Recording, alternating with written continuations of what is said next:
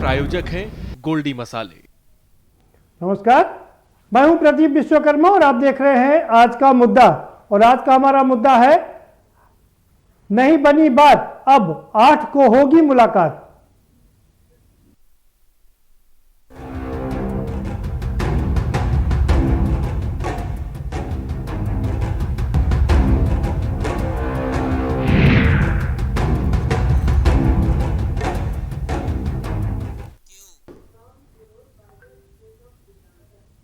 जी हाँ, किसान की समस्या को लेकर के पिछले 40 दिन से किसान आंदोलनरत हैं।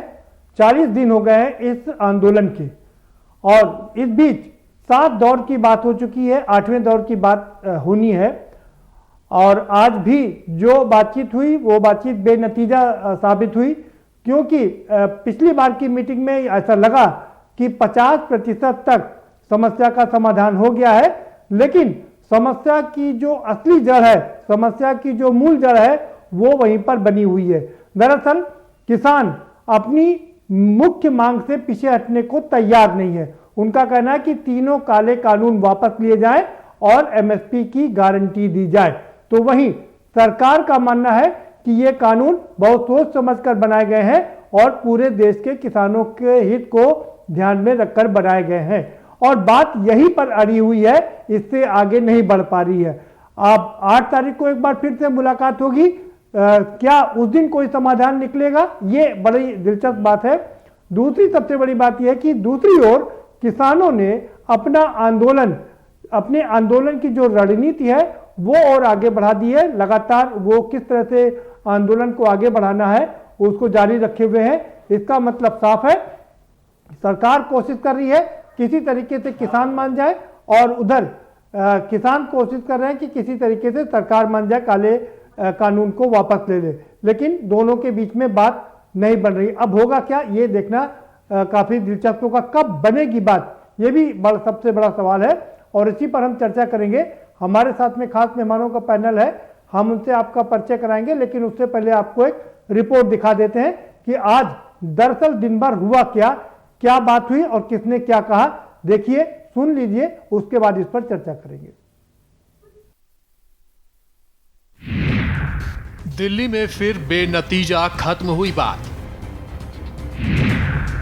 कृषि कानूनों की वापसी पर अड़े किसान। 8 जनवरी को 9वें दौर की होगी बैठक। क्या 8 जनवरी को खत्म होगा आंदोलन?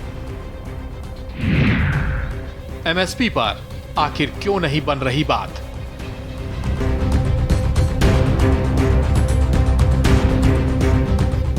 दिल्ली स्थित विज्ञान भवन में किसान संगठनों और सरकार के मंत्रियों के बीच आज 8वें दौर की बात हुई, लेकिन हर बार की तरह इस बार भी एमएसपी के मुद्दे पर मीटिंग बेनतीजा खत्म हो गई।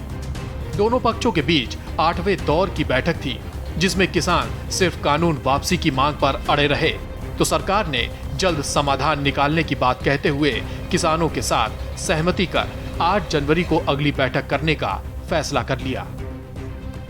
आज हम कोई निर्णय तक नहीं पहुंच सके और इसलिए यूनियन और सरकार दोनों ने मिलकर तय किया कि 8 तारीख को पुनः 2 बजे बैठेंगे और इस चर्चा को आगे बढ़ाएंगे। चर्चा में स्वाभाविक रूप से माहौल अच्छा था, लेकिन एक्ट रिपील पर अड़े रहने के कारण कोई रास्ता बन नहीं पाया।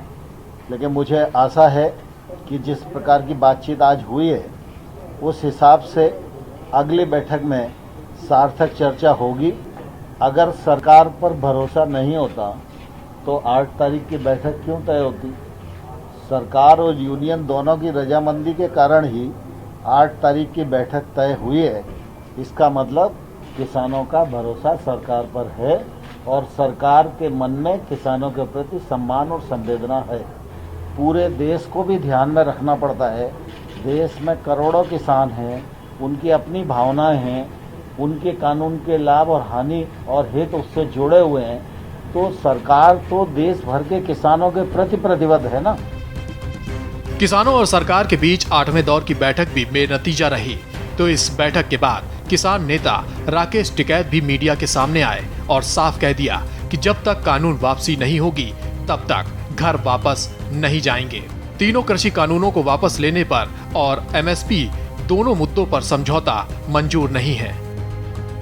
एमएसपी और 3 कानून को वापसी लेने पे ये है कि उन्होंने सरकार ने कहा कि हम 8 तारीख में फिर हम बात करेंगे और दे दें तो हम क्या कहीं जा रहे हैं, हमको घर नहीं जाएंगे, बता दिया। कानून वापसी नहीं तो घर वापसी नहीं। सूत्रों के मुताबिक बैठक के दौरान सरकार की तरफ से कहा गया कि कानून के एक एक प्रावधान पर चर्चा हो सकती है। सरकार ने एक बार फिर कृषि कानून की दिक्कतें दूर करने की बात कही, लेकिन उसके लिए चर्चा की जरूरत बताई। तो किसान संगठन अपनी पहले वाले रुख पर अड़े रहे और साफ कर दिया कि तीनों कृषि कानूनों को वापस लेने के अलावा कोई और विकल्प नहीं है। कानून को रिपील करना, लेकिन आज की बात में ये बात गवर्नमेंट को बिल्कुल आइडियोलॉजिकली और उनको समझ आ गई कि ये किसान संगठन जो है अब रिपील के अलावा कोई बात नहीं करना चाहते हैं, जिसको खुद मिनिस्टर को बोलना चल पड़ा कि आप रिपील के अलावा कुछ नहीं मानोगे। हमने बोला नहीं मानेंगे। अगली बैठक 8 तारीख को होगी। दोबारा से सरकार को हमने कह दिया कि हमारी एक सूत्री मांग है कि तीनों कानून वापस लिए जाएं, एमएसपी को कानूनी प्रारूप दी जाए। हमने यही कहा भी ये तीनों कानून जो है इनको रिपील करो, हम अमेंडमेंट नहीं चाहते। वो बार बार चर्चा करने को हमें कह रहे थे भी चर्चा कर लो, एक एक इसमें जो निकाल दो, जो इसमें गलत है वो कर दो। हम ये बात पर अड़े रहे भाई हम तो रिपील ही चाहते हैं। ये देखिए, सबसे बड़ी हमारी बात ये थी कि सरकार चाहती थी कि इन कानूनों को रिपील की सिवा इनके संशोधन करवा लिए जाएं। और हमारी एक ही बात है कि हम संशोधन नहीं चाहते। क्यों नहीं चाहते कि इसमें 2 बातें हैं बहुत बड़ी। एक तो सेंट्रल गवर्नमेंट जिस तरीके से ये संविधान की उल्लंघन करके कानून बनाया वो बना ही नहीं सकती।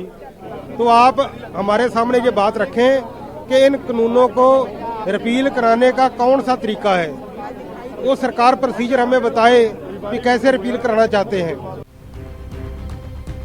दिल्ली बॉर्डर पर किसान आंदोलन 40 दिन से जारी है, लेकिन अब तक 2 मुद्दों को छोड़कर एमएसपी के मुद्दे पर सहमति नहीं बन पा रही है। किसान एमएसपी पर कानून लाने की मांग के साथ तीनों नए कानूनों को खत्म करने की मांग पर अड़े हैं। ऐसे में सबसे अहम सवाल यह है कि क्या सरकार के साथ किसानों की होने वाली अगले दौर की बातचीत के बाद आंदोलन खत्म हो जाएगा? क्या 9वें दौर की बातचीत में समस्या का समाधान होगा? स्पेशल डेस्क, के न्यूज इंडिया।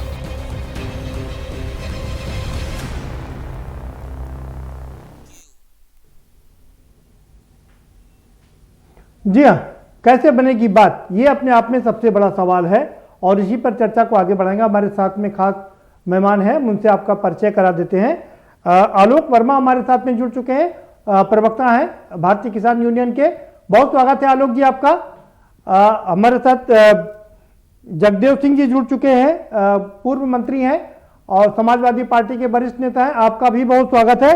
विनोद चतुर्वेदी हमारे साथ में जुड़े हुए हैं, कांग्रेस के वरिष्ठ नेता हैं, आपका भी बहुत स्वागत है विनोद चतुर्वेदी जी। और सीधा रुख करेंगे आलोक जी का। आलोक जी, कानून वापसी नहीं तो घर वापसी नहीं, कैसे बनेगी बात? बता दूं कि आज हमारी 8 दौर की वार्ता हो चुकी है ना, और 8 दौर की वार्ता में किसानों ने सीधा अपना पॉइंट क्लियर कर रखा था कि 3 कृषि बिल को वापस किया जाए, क्योंकि ये बिल जो है हमारे हित में नहीं है। प्रदीप जी, ये लोग आज भी मीटिंग में जब हम लोग बात करने गए तो वहां पर बिल वापसी को चर्चा ना करके, एमएसपी पे कानून पे चर्चा ना करके, बिल की फायदे की जो बात है वो बताई जा रही थी कि आप इस पे पॉइंट वाइज बात कर लो। हम कह रहे हैं आप पॉइंट वाइज ही आप हमसे अगर बात करना चाहते तो वो उस पे चाह रहे कि संशोधन पे मान जाओ किसान। हम संशोधन पे प्रदीप जी मानने वाले नहीं है। हमने पहले ही कह रखा है कि ये तीनों कृषि बिल वापस हों, और आप हमारे, ऐसा नहीं कि हम इस बिल का विरोध, ये बिल जो है इसका विरोध कर रहे हैं। आप किसानों के उत्थान के लिए कोई बढ़िया आपके पास योजना है, हम किसानों के साथ बैठिए, उसकी नई ड्राफ्टिंग करिए और वो बिल लागू करिए, हम सहमत होंगे। प्रदीप जी, आप एक चीज देख लीजिए कि आप बीजेपी के भी प्रवक्ता जुड़ेंगे, आप उनसे ये चीज पूछिएगा कि जब ये बिल बना तो इसकी ड्राफ्टिंग कमेटी में क्या कोई किसान या कोई किसान यूनियन या किसी संगठन का, किसान संगठन का कोई व्यक्ति शामिल रहा? नहीं शामिल दूसरी बात कि क्या इसमें न्यायालय जाने की हम लोग को अनुमति क्यों नहीं दी गई। तीसरी बात यह है कि अगर एमएसपी लागू हो जाए तो क्या प्रॉब्लम आने वाली है भाई। ये सब बहुत बड़े बिंदु हैं जिनको देखते हुए सरकारों ने हमारी बात को न मानते हुए ये जबरदस्ती बिल हमारे ऊपर लादने का काम किया है। जी हम बता दें, ठीक है, कानून ने ठान लिया है। ठीक है, ठीक है आलोक जी, आपकी बात पूरी हो गई। आप बने रहिए हमारे साथ में और आप जब आपके सवालों का जवाब लेंगे। हमारे साथ गौरव मिश्रा भी जुड़ चुके हैं, भारतीय जनता पार्टी के प्रवक्ता हैं। आपका भी बहुत स्वागत है गौरव जी, आपके पास आएंगे, लेकिन उससे पहले जगदेव जी का रुख करेंगे। जगदेव जी, कैसे बनेगी बात? लगातार 4 बार बैठ चुके हैं और किसान कह रहा है ये बिल हमारी हित में नहीं है, किसान का इसमें नुकसान है, किसान को मजबूत बनाने की साजिश है, पूंजीपतियों को संपन्न और संपन्न बनाने की साजिश है। देखिए ये तो आप जानते हैं बेसिक रूप से मोदी जी पूंजीपतियों के पोषक हैं। पूंजीपतियों ने उनको मुख्यमंत्री बनाया, पूंजीपतियों को प्रधानमंत्री बनाया। ये हर चीज का प्राइवेटाइजेशन कर रहे हैं और हर तरह से पूंजीपतियों की लाभ की बात करते हैं। उनको किसान हित की चिंता नहीं है। अदरवाइज जब भी ये बिल बना रहे थे तो किसानों की प्रतिनिधि को बुला लेते की बात हो जाती, सारी चीज नहीं होती। उसके बाद भी जब बार बार किसान कह रहा है खाना का हमारी आय दुगनी की बात करते हो, हमारे लाभ की बात करते हो, हमें इसमें लाभ नहीं है, आप इसको वापस चाय पिलवाया या कॉफी नहीं आ रही कि बार बार किसान उस बात को कह रहा है, तो आपको इसको मोटी बात समझ नहीं आ रही है। आप लगातार किसानों को उत्पीड़न कर रहे हैं, वहां लाठीचार्ज हो रहा है, वहां जो है वो पानी डाला जा रहा है, तमाम किसानों की हत्या हो गई है, मृत्यु हो गई है। कितना दुर्भाग्यपूर्ण है, कैसा है देश का ये संवेदनहीन प्रधानमंत्री जो किसानों की आवाज को बात को सुनता ही नहीं है। ये किसान अन्नदाता है, देश का 70% किसान है और उन किसानों ने भी प्रधानमंत्री बनाया है। ठीक है मोदी जी को। ठीक है जगदेव, ठीक है, ठीक है जगदेव जी, बात हो गई आपकी, दोबारा से रुक करेंगे आपका जी।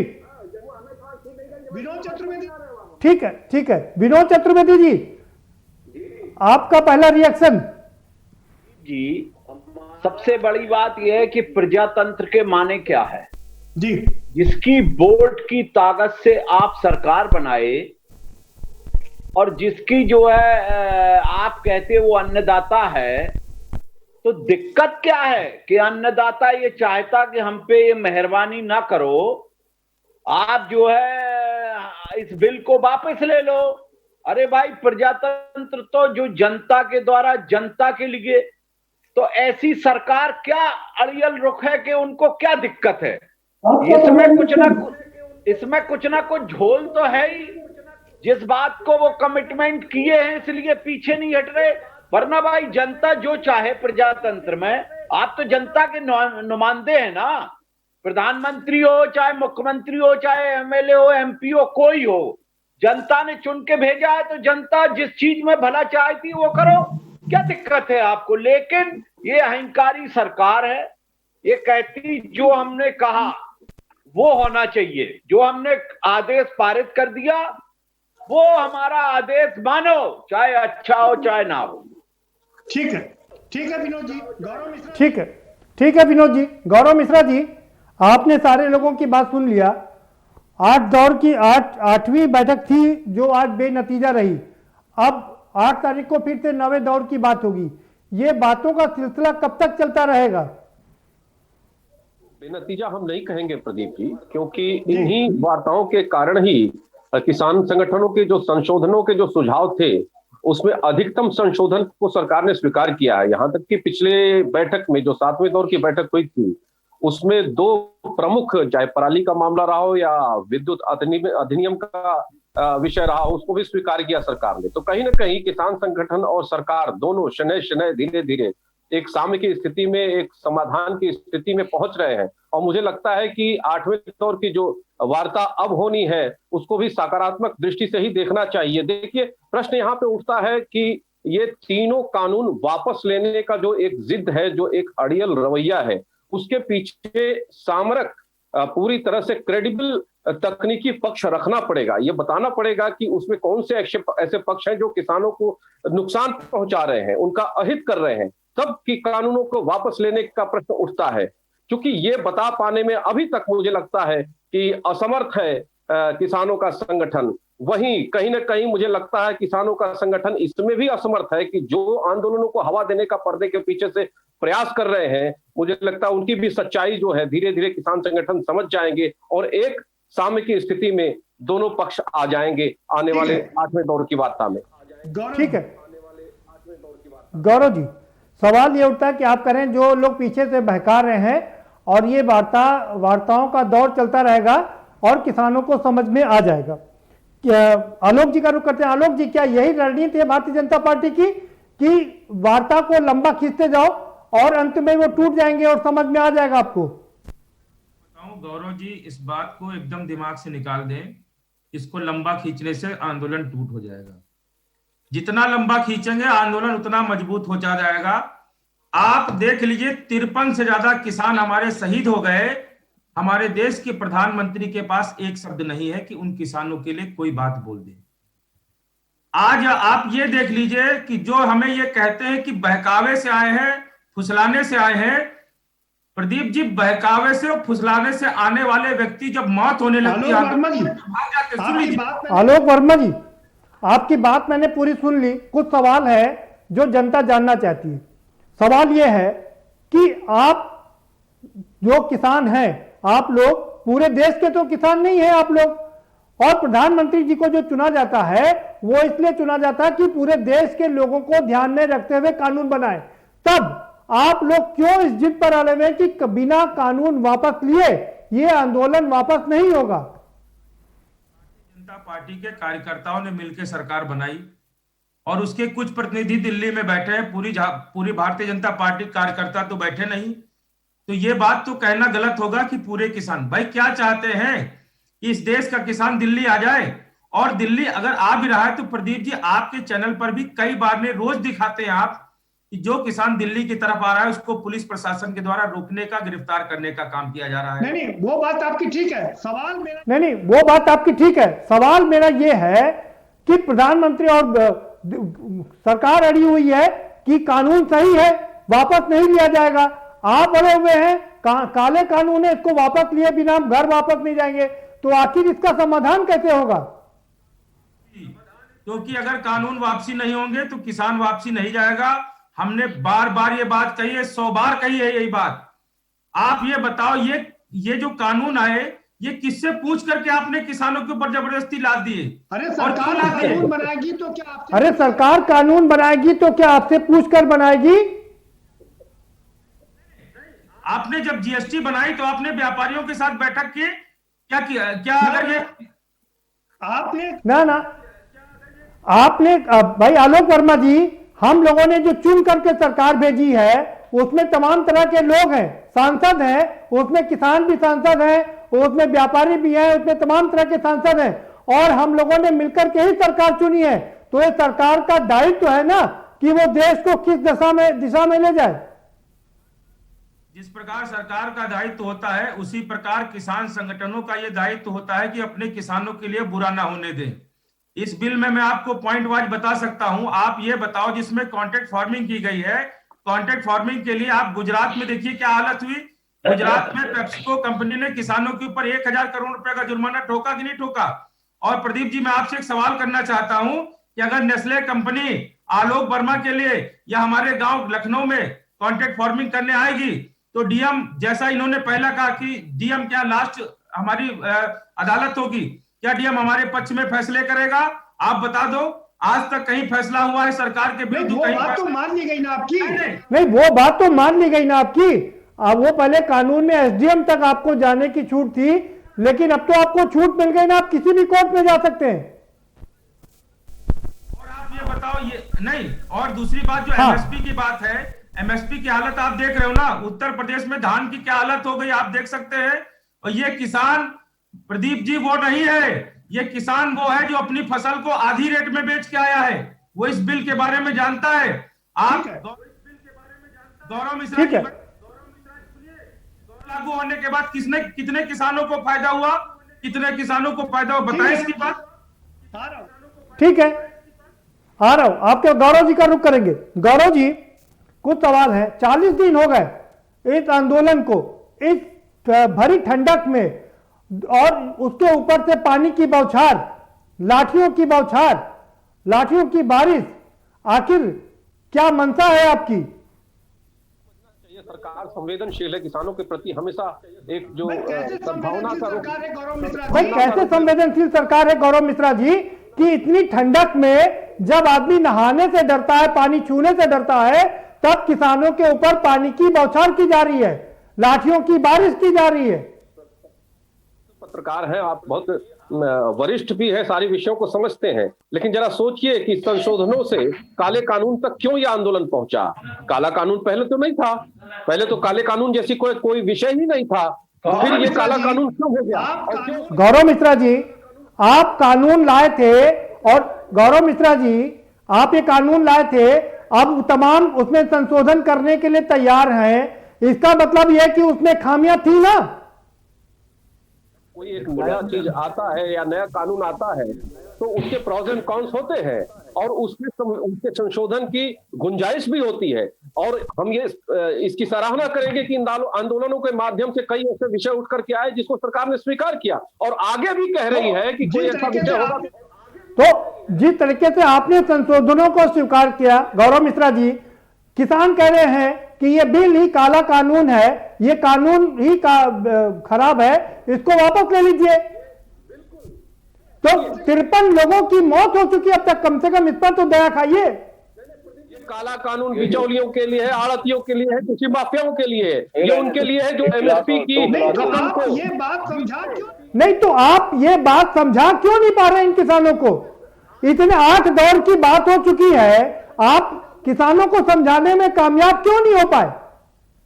देश में किसानों के बीच में गया है, 25 तारीख को प्रधानमंत्री जी स्वयं संवाद किए किसानों के साथ, और मैं उसके बावजूद भी लोग नहीं समझ रहे।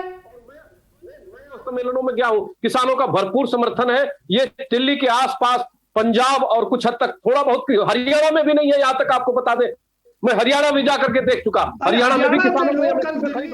अरे हरियाणा से लोग कल दिल्ली आ रहे थे तो उनके ऊपर पानी की बौछार की गई, लाठियों की बारिश की गई, बढ़ाया जा रहा है और कहीं न कहीं शाहीन बाग बॉर्डर की तरफ प्रेरित किया जा रहा है। यह दुर्भाग्यपूर्ण है। गौरव मिश्रा जी, शाहीन बाग की तरफ अगर किया जा रहा है तो ये आप ही की पार्टी है। आलोक वर्मा जी, एक सवाल पूछने दीजिए। गौरव मिश्रा जी, अगर ये शाहीन बाग की तर्ज पर है तो शाहीन बाग में गोली चलाने वाला आपकी पार्टी में कैसे शामिल हो जाता है? नहीं, ऐसी बात नहीं है, ये एक तरह का वितंडा किया गया है, वो अलग एक बहस का विषय है, उसको हम नहीं जाना चाहेंगे। अरे भाई, बाकायदा वीडियो है, उसको पार्टी में शामिल किया गया, फूल माला पहनाई गई, बाकायदा वो गोली चलाता हुआ दिखाई दिया था। में तो आम आदमी पार्टी के विधायक दंगा करा रहे हैं, पार्षद दंगा करा रहे हैं, वो तो पकड़े गए, और इसी आंदोलन में उसी दंगाइयों को छुड़ाने की मांग की जा रही है, इसी आंदोलन में उन्हीं दंगाइयों को छुड़ाने की मांग की जा रही है। गौरव मिश्रा जी, बाकी लोगों के पास भी रुक करेंगे, आप मुझे यह बता दीजिए, क्या आपकी यही रणनीति है कि आंदोलन जितना लंबा चलेगा वो उतना ही ज्यादा फायदा होगा और टूट जाएगा? इसी रणनीति पर काम कर रही है सरकार? पूछना चाहता हूं, क्या इन वार्ताओं से कुछ लाभ हुआ कि नहीं हुआ आंदोलनकारियों को? आखिर इतने संशोधन सरकार ने स्वीकार किए कि नहीं किए? जो मेन समस्या थी, समस्या की जो जड़ है वो वहीं पर बनी हुई है। वही तो मैं कहना चाह रहा हूं, शुरू में तो यह काला कानून था ही नहीं, केवल कुछ संशोधनों की बात थी, वो भी 4-5 संशोधनों की बात थी, लेकिन धीरे धीरे ये डिमांड बढ़ती चली गई और कहीं न कहीं आंदोलनों को पीछे से प्रायोजित करने वाले जो लोग हैं, आज उनके हाथ में आंदोलन है। आरोप लगा रहे हैं। अरे भाई, आप आरोप लगा रहे हैं, विपक्ष है तो गौरव मिश्रा जी, विपक्ष है तो वो राजनीति तो करेगा ही ना, हाथ पर हाथ धरे तो नहीं बैठा रहेगा। विनोद चतुर्वेदी जी, ठीक है, गौरव जी आएंगे आपके पास। विनोद चतुर्वेदी जी, क्या मैं गलत कह रहा हूं? विपक्ष है तो राजनीति तो करेगा ही ना।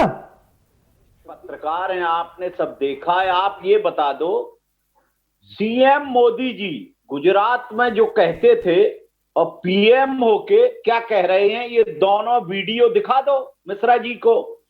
उन्होंने आधार कार्ड पे क्या कहा, उन्होंने जीएसटी पे क्या कहा, उन्होंने डॉलर का जब कीमत बढ़ रही थी तब क्या कहा, उनके जितने वीडियो हैं।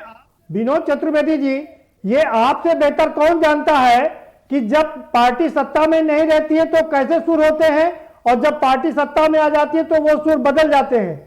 ये आपसे बेहतर कोई थोड़ी जानता है जी। मतलब 1-2 महीने पहले आपका क्या बयान आता है और 2 महीने बाद क्या बयान आता है? आप इतने जल्दी, अरे भाई बदलता है 10-5 साल में लोग, परिस्थितियों बस, यहां तो मिनटों में बदल गए। क्या हुआ? लोकपाल का अन्ना आए थे जब वो आंदोलन हुआ, आज तक लोकपाल बना? जिलों जिलों में बना?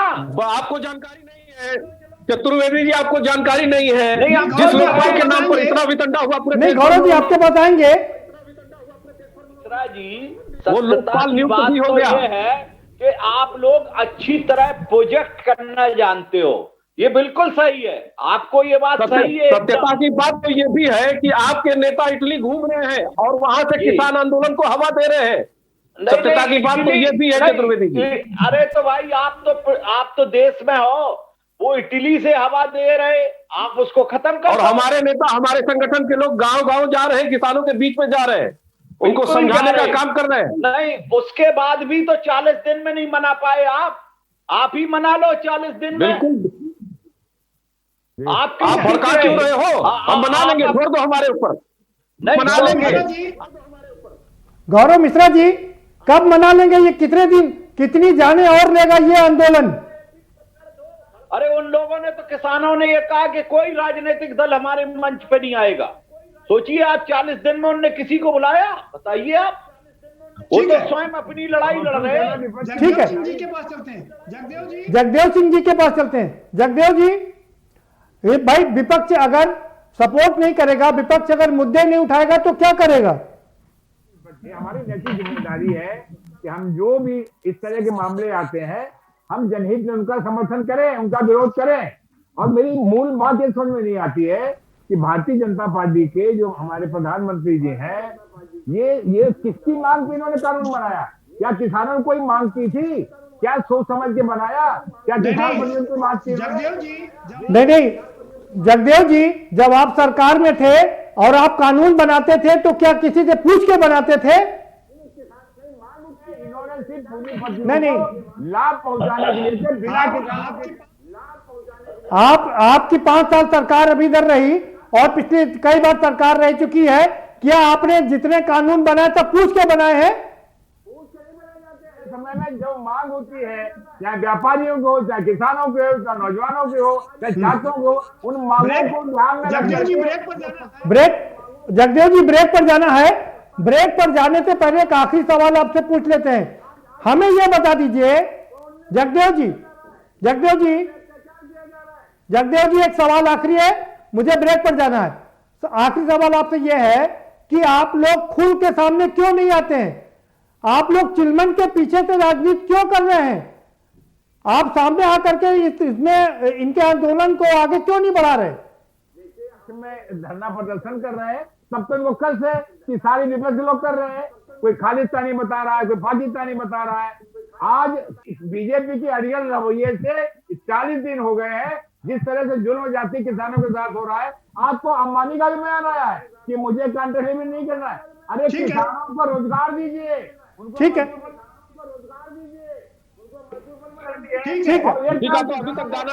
ठीक है। ब्रेक पर जाएंगे गौरव मिश्रा जी, ब्रेक पर जाएंगे, उसके बाद आपके जवाब जरूर लेंगे। जगदेव जी, सब बात हो गई आपकी। जगदेव जी, ब्रेक पर जाना है मुझे, एक छोटा सा ब्रेक लेंगे और ब्रेक पर आएंगे तो ब्रेक के बाद आएंगे तो चर्चा के सिलसिले को आगे बढ़ाएंगे। आखिर ये जो 8 दौर की बात हो चुकी है, अब एक बार फिर से एक और चर्चा होगी, एक और बात होगी, लेकिन ये बातों का दौर कब तक चलता रहेगा और आखिर इसका हल क्या निकलेगा? क्योंकि सरकार ने साफ कर दिया है कि उसने जो कानून बनाया है वो किसानों के हित में है और किसान कह रहे हैं कि ये कानून किसानों के खिलाफ है और जब तक कानून वापस नहीं होगा उनकी घर वापसी नहीं होगी। अब ये कैसे संभव होगा, कैसे इसका हल निकलेगा, क्या 8 तारीख को इसका कोई हल निकलेगा, ये देखना दिलचस्प होगा। चर्चा जारी रखेंगे लेकिन एक ब्रेक के बाद।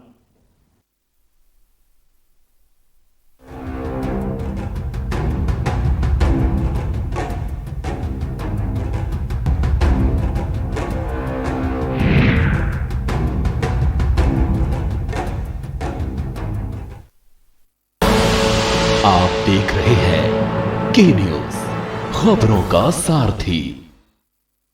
विदिशा डिटर्जेंट की ओर से आप सबको happy new year. Happy new year. Vidisha detergent की ओर से आप सबको हैप्पी न्यू ईयर। मस्त है, बड़े मस्त है, टेस्ट में भी लज्जत है। बावर्ची की सोया बड़ी, बावर्ची न्यूट्री सोया बड़ी, और टेस्ट में बड़े मस्त है। खुदी को आजमाया है तो ये अंदाज आया है, खुदी को आजमाया है तो ये अंदाज आया है। तुम में भी मैं हूँ, शुद्ध प्लस पान मसाला। GGS Education Group launches 20% discount on academic fee of courses MBA, BBA, BCA, BFSI and GM, D Pharma, B Pharma. Offers best infrastructure, best transport facility, best academic service and best placement service. Register today to avail 20% discount. Call 9971 496 497 or visit the campus Kanpur Lucknow highway near Unnao. GGS Education Group। Fit रहना है तो fitness health oil ले आओ। You are corrupt। हाँ, correct होता है बाबूली। सही बोले हैं, तो ले आइए फिटनेस हेल्थ ऑयल। आप देख रहे हैं की न्यूज, खबरों का सारथी।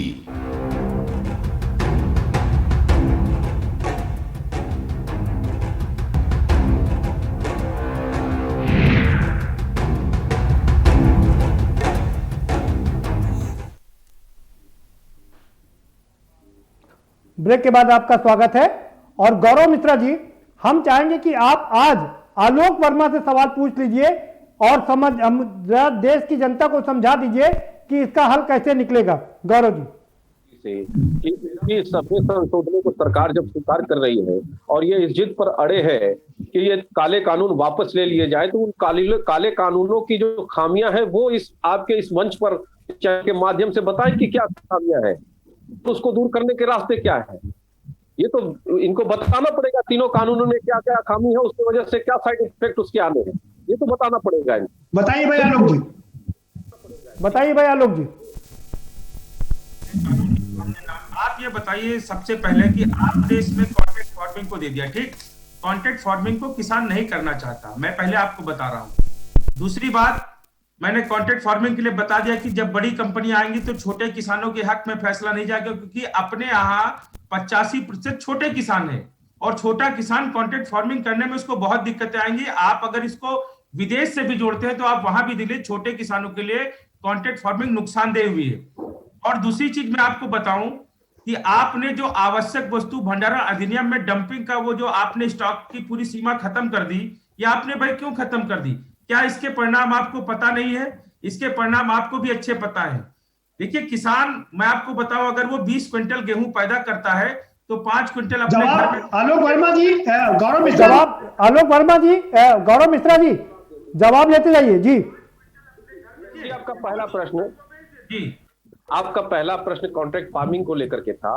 पहली बात तो कॉन्ट्रैक्ट फार्मिंग में को लेकर के था, पहली बात कॉन्ट्रैक्ट फार्मिंग की बात की गई है और स्वतंत्र छूट भी दी गई है। यदि किसान चाहे तो कॉन्ट्रैक्ट फार्मिंग में जाए या न जाए, और कॉन्ट्रैक्ट में सिर्फ उसकी फसल इन्वॉल्व है, उसकी संपत्ति इन्वॉल्व नहीं है, उसकी संपत्ति जमीन से कोई लेना देना नहीं है, नंबर 1। और दूसरा, आपने जो भंडारण की बात की है, वो भंडारण सिर्फ उपयोग के लिए है, वो ट्रेड के लिए भंडारण नहीं है, वो कालाबाजारी के लिए भंडारण नहीं है। गौरव जी, ये कैसे सुनिश्चित करेंगे कि वो खाली गौरव जी ये कैसे सुनिश्चित करेंगे कि वो खाली ट्रेड कर रहा है? मुकेश अंबानी या तमाम बड़े जो अडानी है, उनसे कौन पूछने जाएगा कि वो ट्रेड के लिए लिया है या भंडारण के लिए लिया है? इनको मैं आपको बताऊं इनके माध्यम। देखो आप एक चीज, गुजरात में पेप्सिको कंपनी ने किसानों के ऊपर 1000 करोड़ रुपए का जुर्माना ठोक दिया, और वो इसलिए ठोक दिया कि उन्होंने उनके अनुबंध के अनुसार दूसरे किसानों ने फसल बो दी। आप कॉन्ट्रैक्ट को क्यों कराना चाहते हैं? कॉन्ट्रैक्ट के ऊपर आप इतना जोर क्यों दे रहे हैं? आप हमें ये बताओ कि अगर एक कंपनी आई, नेस्ले कंपनी, मान लो नेस्ले कंपनी आई और उसने लखनऊ में किसानों से अनुबंध किया कि आप हमारे लिए गेहूं जाइए, हम इससे हॉर्लिक्स बनाएंगे, कंपनी ने अनुबंध किया 20 रुपए किलो में, किसान की फसल ज्यादा पैदा हो गई। ऐसे देखिए, ऐसे डाटा भी आ रहे हैं, ऐसी खबरें आ रही हैं कि अगर उसकी फसल ज्यादा पैदा हो गई तो वो अपने लैब को लेकर जाएंगे और लैब में ले जाकर के वो कहीं ना कहीं खामियां बताने का काम करेंगे। फिर उसकी सुन लीजिए, फिर उसकी फसल में बहुत कमियां निकाल करके उसके रेट को कम करना है। और दूसरी चीज आप बताओ, अगर गेहूं का रेट बाजार में 35 रुपए किलो हो गया तो क्या वो कंपनी किसान को 35 रुपए किलो का भुगतान करेगी? अगर गौरव जी जल्दी से जवाब दे दीजिए। हाँ गौरव जी जल्दी से जवाब दे दीजिए। आलोक जी जवाब ले लीजिए कि अब जो कॉन्ट्रैक्ट फार्मिंग का ये जो ऑप्शन किसान के सामने दिया जा रहा है उसमें कीमत पहले ही तय हो जाएगी। वो एमएसपी से कितनी ज्यादा है या कम है ये किसान के ऊपर निर्भर करेगा। किसान खुद अपनी रेट को तय करेगा। गौरव मिश्रा जी कैसे किसान पर निर्भर करेगा? मैं बार बार आपसे एक बात कहता हूं, छोटा किसान बड़े उद्योगपतियों से कैसे लड़ पाएगा? सवाल सबसे बड़ा ये है। सरकार ने इसमें बड़े पैमाने पर कई सारे रिलैक्सेशन है, सब्सिडीज है, जिसमें किसान स्ट्रेंथन होगा, मजबूत होगा। जो 1.5 एकड़ 2 एकड़ का किसान है वो स्वतः अकेले एक फसल इतने साल हो गए गौरव मिश्रा जी, इतने साल हो गए किसान मजबूत नहीं हो पा रहा है। हम हर सरकार ये कहती है कि पंक्ति में लगे अंतिम व्यक्ति के चेहरे पर मुस्कान लानी है। अंतिम व्यक्ति के चेहरे पर छोड़िए, बीच में जो खड़ा उसके चेहरे पर मुस्कान नहीं आ पा रही है। आलोक वर्मा जी आप मुझे ये बताइए, आज जब मीटिंग हो रही थी तो मीटिंग में यही कहा मंत्रियों ने कि आपको जो जो दिक्कत है वो बताइए, हम वो दिक्कतें दूर करने के लिए तैयार हैं। लेकिन आप कह रहे हैं कि कानून वापसी से कम पर रजामंदी नहीं होगी। ये हठवादिता क्यों? हठवादिता नहीं है। जब से ये कानून आए हैं लाखों चिट्ठियां प्रधानमंत्री जी के नाम कृषि मंत्री को मुख्यमंत्री के माध्यम से दी और हम लोगों ने बराबर इसमें कमियां, देखिए हम लोगों ने बराबर इसकी जो कमियां है वो बताने का काम किया है। और आप उसका सीधा उदाहरण देखिए, जब हमने कमियां बताई तभी तो सरकार संशोधन के लिए तैयार है। और 15 में से 12 संशोधन के लिए तैयार है। तो जब सरकार संशोधन के लिए तैयार है आलोक जी, तो और जितने संशोधन है वो भी मांग लीजिए, वो भी हो जाएंगे। आप इस पर क्यों आ रहे हैं कि कानून वापस हो? लंगड़ा कानून हो गया कि नहीं हो गया? लंगड़ा कानून है और आप उस लंगड़े कानून को फिर से चलाना चाहते हैं, ये नहीं चल पाएगा ना। हम क्या कह रहे हैं कि आप इस कानून को खत्म करिए और किसान संगठनों के साथ जिस प्रकार ये 8-9 दौर की वार्ता हो रही है, प्रदीप जी अगर हम सब लोग मिल करके एक नया कानून बनाए, 3 नहीं उसमें 5 कानून बना के लेके आओ, लेकिन किसान हित में हो। आप ये बताओ, किसान की आय को 2022 में दोगुनी करने की बात की जा रही है। प्रदीप जी हम उसी उत्तर प्रदेश में जहां पर 3 साल से गन्ने का रेट नहीं बढ़ा, 18,000 करोड़ रुपए आज भी भुगतान बाकी है। जो धान है हमारा 1868 का वो 800-900 में खरीदा जा रहा है। ठीक है, जवाब ले लेते हैं। आपने एक अच्छा सवाल किया है गौरव मिश्रा जी।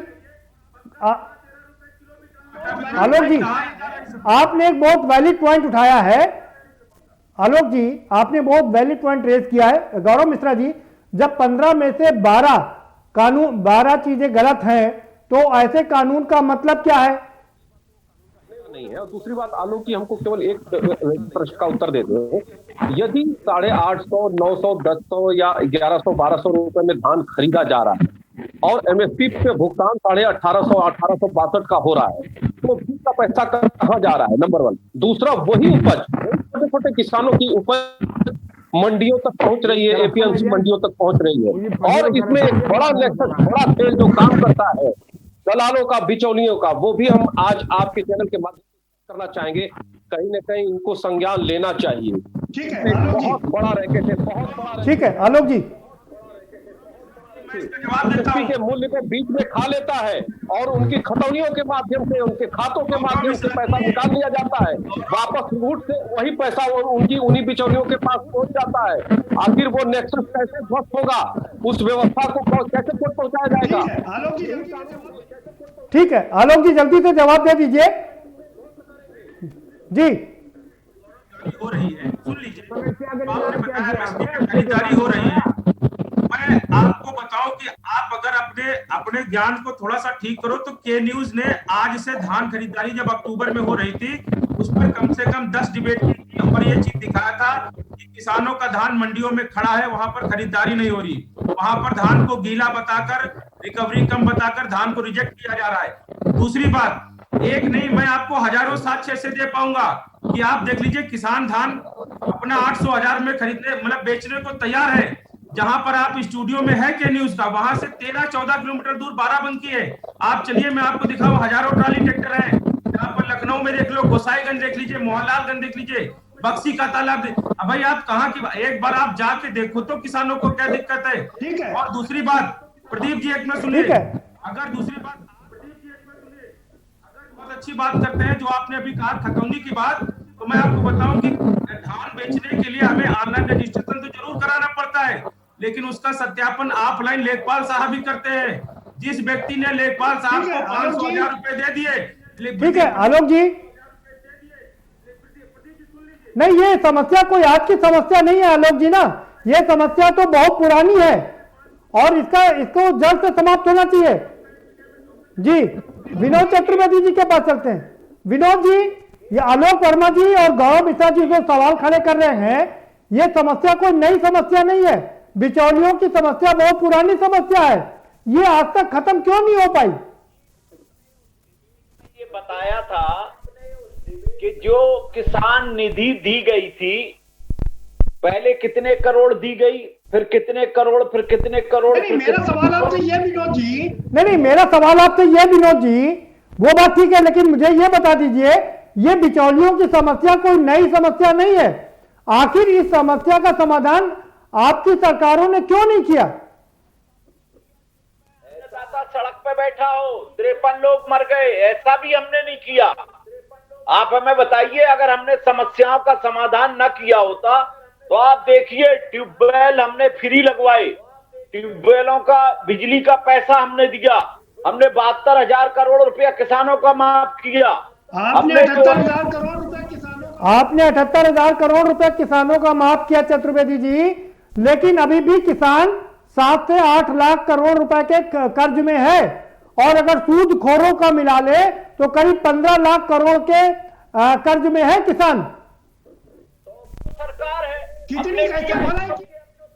कितनी कैसे भलाई किया चतुर्वेदी जी कि किसान कर्जदार हो गया, अन्नदाता कर्जदार हो गया। हर रोज हर साल लाखों किसान आत्महत्या करता है, हजारों किसान आत्महत्या करता है। होगा वो अपने कर्ज दबे से। यहाँ तो 53 इसलिए मर गए कि सर्दी से मर गए। आंदोलन में सोचिए आप, 11,800 किसान तो आपके शासन काल के कारण मरते थे हर वर्ष। वो हमारे नहीं है चतुर्वेदी जी। गौरव मिश्रा जी, अभी भी किसानों के मरने का सिलसिला थमा नहीं है, बड़े पैमाने पर रुका है। आंकड़े उपलब्ध है प्रदीप जी, है आपके पास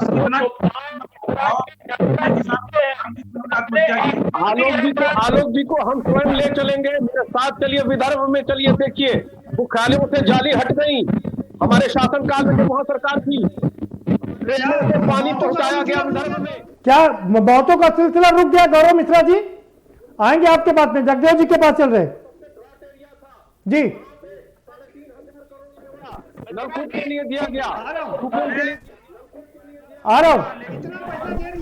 अरे इतना पैसा दे दिया है कि सब रामदास जा गया। गौरव मिश्रा जी आ रहा हूं आपके पास में। जगदेव जी, ये सारी समस्याएं कोई नई समस्या नहीं है, बिचौलियों की समस्या हो या किसानों को कर्ज की समस्या हो, सूदखोर की समस्या हो, किसानों को बिजली ना मिलना, पानी ना मिलना, खाद ना मिलना, ये सारी पुरानी समस्याएं हैं। आखिर इनका समाधान आप लोगों ने क्यों नहीं किया? समस्याएं हैं, उनका अध्ययन करके उनका समाधान करना चाहिए, ना कि किसानों की समस्या बढ़ाना चाहिए। एक तरफ आप आय दोगुनी की बात करते हैं, एक तरफ कांटे फांसी ले आते हैं, बिचौलियों में कोई कानून नहीं लाते हैं कि सख्त कानून बन के किसान मजबूर ना हो आधे अधूरे में बेचने के लिए। ऐसे कानून बनाने चाहिए। अरे वो कानून इसीलिए लाए ना जगदेव जी, अरे वो कानून इसीलिए लाए ना जगदेव जी। गौरव मिश्रा का दावा है कानून इसीलिए लाए हैं कि आप लोग जो बिचौलिए हैं उनका हिस्सा खत्म हो सके। किसानों क्या बोले थे, किसान हित की बात सोचते संशोधन कहा था किसान सम्मान चाहिए, नजीर खलीलुल्लाह जैसे आतंकी को छोड़ने के लिए बिल लाते हैं सदन में, को दबाने के लिए आप उन पर लाठीचार्ज करते हैं और फर्जी किसान इंतजार करते हैं। सब ये मान रहे हैं। इतना अड़ियल रवैया क्यों सरकार का? किसान जब नहीं मान रहे हैं, किसान हित में नहीं है, उसको वापस करिए। और तो समस्याओं का निदान हुआ नहीं, समस्याएं आपने बढ़ाया और नहीं। किसान को मजदूर बनाने का काम करते हैं, किसान को भिखारी बनाने का काम करते हैं। किसान आलोक वर्मा जी, आलोक वर्मा जी, ठीक है जगदेव जी, अब आलोक की बारी है। आलोक वर्मा जी, आप गौरव मिश्रा से अपने सवाल पूछ सकते हैं। जगदेव जी, आलोक जी को समझते हैं भाई, समस्या उनकी है। ठीक है आलोक जी, ठीक है आलोक जी, ठीक है जगदेव जी, ठीक है जगदेव जी, ठीक, अपना सवाल पूछ सकते हैं। ठीक है आलोक जी, अपना सवाल पूछ सकते हैं गौरव जी से। जब ये कानून बनाए गए, इसकी जो ड्राफ्टिंग हुई, इसमें क्या किसी किसान संगठन को या किसी किसानों से वार्ता की गई, बात की गई या उनकी नहीं आलोक जी, मैं इसका जवाब दे देता हूँ आपको। नहीं आलोक जी, मैं इसका जवाब दे देता हूँ आपको। मैंने आपको शुरू में ही बताया कि जब हम सरकार चुनते हैं तो देश की जनता सरकार चुनती है और उसमें सभी तरह के लोग होते हैं, हम वो हमारे रिप्रेजेंटेटिव होते हैं। तो ऐसे में सब आदमी से बात करने की जरूरत नहीं होती है ना। कृषि विभाग से जब आरटीआई से जानकारी ली गई तो वहां से कोई उत्तर नहीं आया। और मैं आपको बताऊं कि इसमें कोई भी किसान संगठन से राय नहीं ली गई। और प्रदीप जी, जो आप सांसदों की बात कर रहे हैं, एक योजना की ये भी आई थी ना कि सांसद गांव को गोद ले रहे थे, वो गोद में ही आज खेल रहे, वो चले नहीं। अभी मैं बता दूं, मेरे बगल में तो ये तो हमारी और आपकी गलती है ना। हमने जिन सांसदों को चुना वो सांसद अगर खरे नहीं उतर रहे हैं तो ये हमारी और आपकी गलती है।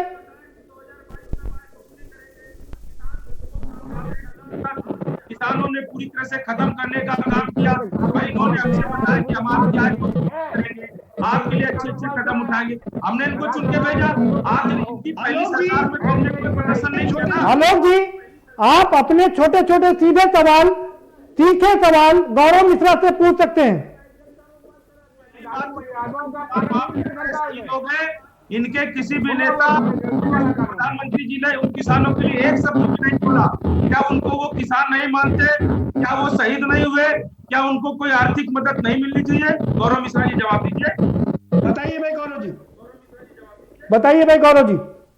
53 लोग मर चुके हैं अब तक, इस शहादत दे चुके हैं अपनी इस आंदोलन में। और निश्चित रूप से सरकार उस दिशा में कुछ न कुछ जरूर करेगी। लेकिन जो आंकड़े ये बता रहे हैं वो सब तो आंकड़े जांच का विषय है, वो आंकड़े जांच का विषय है। और जांच के बाद ही ये स्थिति स्पष्ट हो पाएगी कि इन आंदोलनों के कारण कौन किस तरीके से प्रभावित हुआ और किसकी जान गई। लेकिन हमको एक बात बताएं, जिस तरीके से आलोक जी केवल एक बात की गारंटी दे दें कि यदि ये आंदोलन हिंसक हो जाता है, जिस तरीके से इसको हिंसक बनाने का प्रयास किया जा रहा है, उस समय जो नुकसान होगा जान माल का, क्या ये जिम्मेदारी लेंगे? क्या ये जिम्मेदारी लेने के लिए तैयार है? ये गारंटी है भाई गौरव मिश्रा जी, ये आंदोलन कोई देश में पहला आंदोलन तो नहीं हुआ है ना। आंदोलन तो तमाम हुए हैं और जान और नुकसान भी हुआ है। गौरव मिश्रा जी से पूछना चाहता हूँ, आंदोलन करने के लिए, उसको बदनाम करने के लिए, अपने आप कर लिए, प्रदीप जी इनकी आगे प्लानिंग क्या है जी, लोग प्लानिंग का उजागर कर रहे हैं।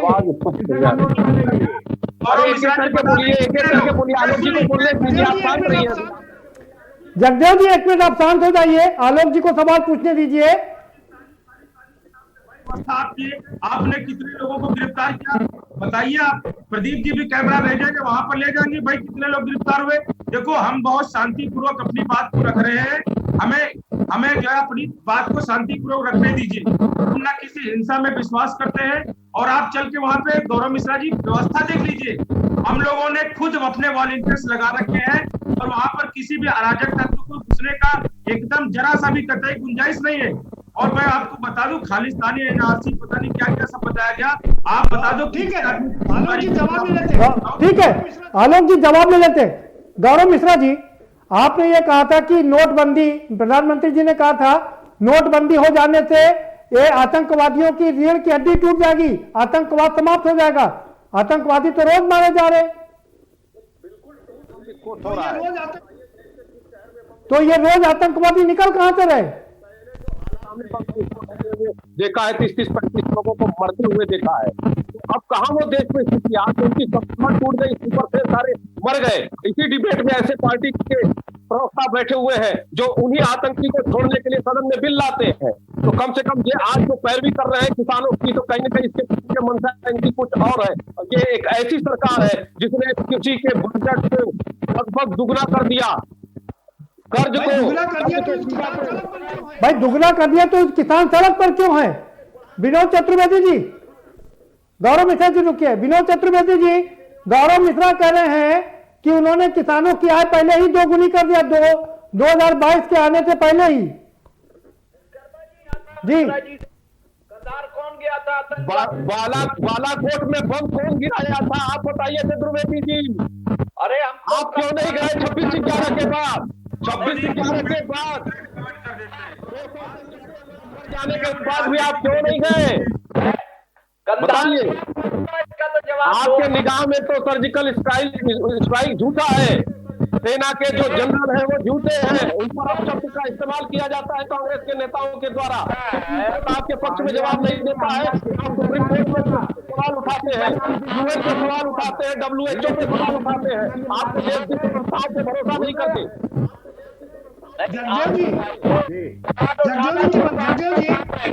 जगदेव जी, अब ये आपकी आगे की रणनीति क्या है? किसानों का समर्थन कैसे करेंगे? पार्टी हमेशा नहीं, हमने करके दिखाया है।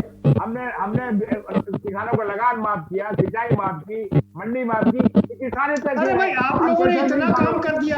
अरे भाई आप लोगों ने इतना काम कर दिया जगदेव जी कि किसान एकदम खुशहाल हो गया, संपन्न हो गया और किसानी छोड़ करके वो जाना नहीं चाहता है। वो बात छोड़ दीजिए, अब जो किसान आंदोलित है उनके लिए आप क्या करेंगे? आगे की रणनीति क्या है?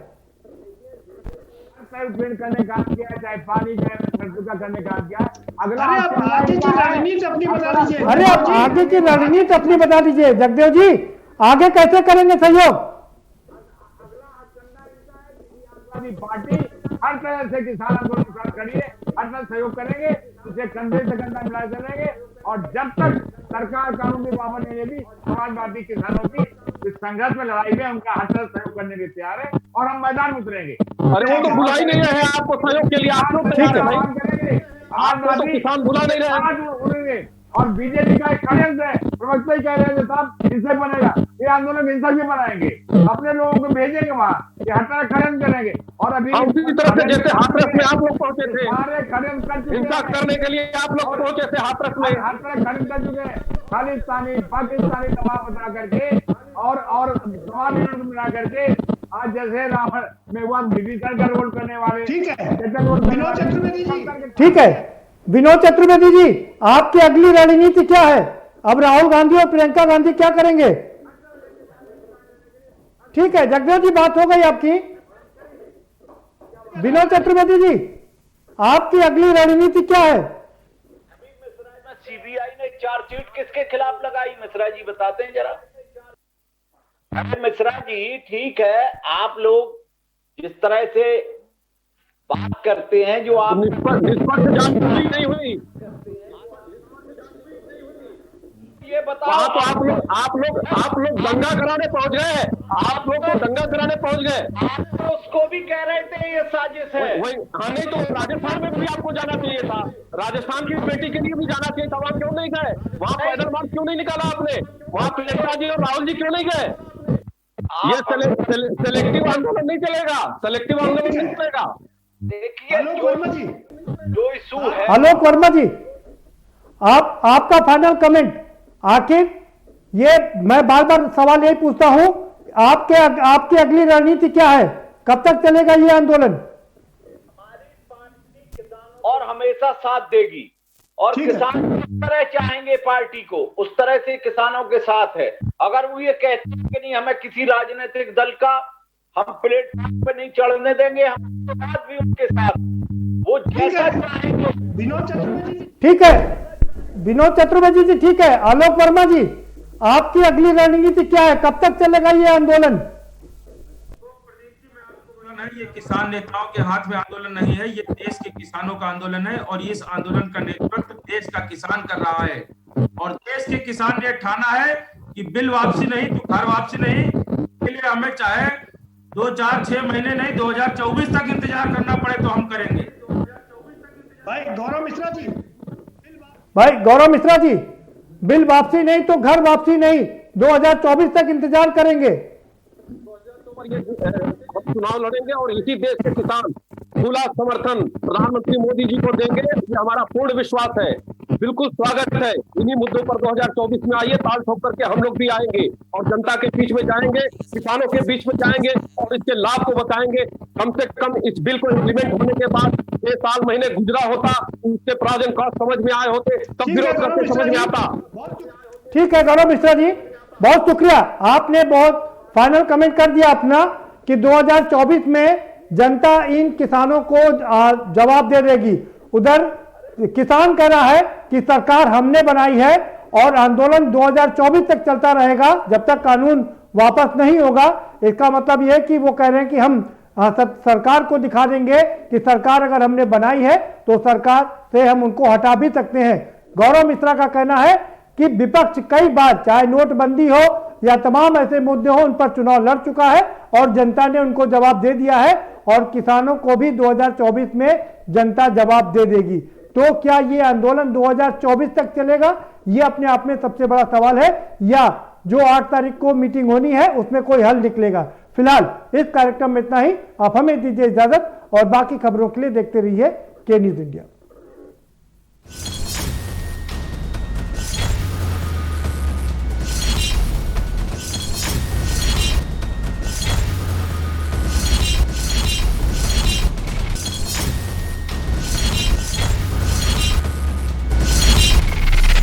कार्यक्रम के प्रायोजक हैं गोल्डी मसाले।